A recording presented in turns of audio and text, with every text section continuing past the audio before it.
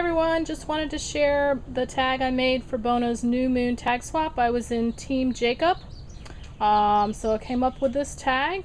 Just wanted to let you know how I made it. First thing, so here's the tag.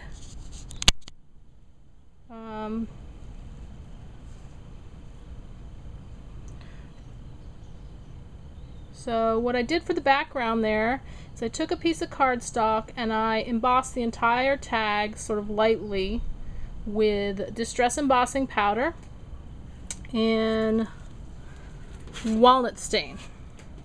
So this one, distress embossing powder, walnut stain. Did the whole tag. I also did a few little sprinkles of, it was I think silver embossing powder as well. And the next thing I did, over the entire tag, I rubbed Distress ink. And the two colors I used were tea dye and walnut stain. Next, I took Distress ink in black soot and edged the entire tag. Alright, so then for the bottom of the tag, I sort of have these little fringy things hanging off. These started out as bias, or no, I guess it's called hem tape. And it was just white. And it looks like this, sort of a cotton twill hem tape. And I cut it into strips. And then I used my Tattered Angels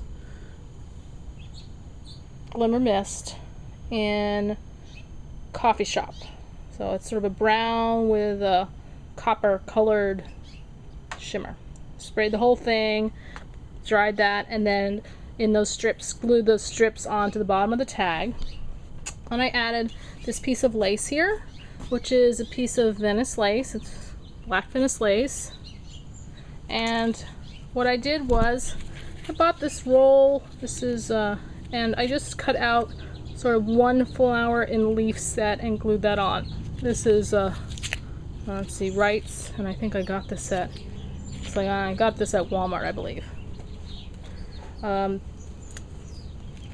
the flowers, this flower here is the Daisy Doodle Prima flower, and it's sort of in a teal color with yellow, sort of greenish teal, and I distressed that with tea dye. So this is the flowers. It was in this little tin here, this little jar. And I used two of the large ones together, distressed them with tea dye, and then I used this large gem brad. Large gem brad was something I got at Michael's, so it looks like that. It's a large gem brad, and I put that in the center and glued that down.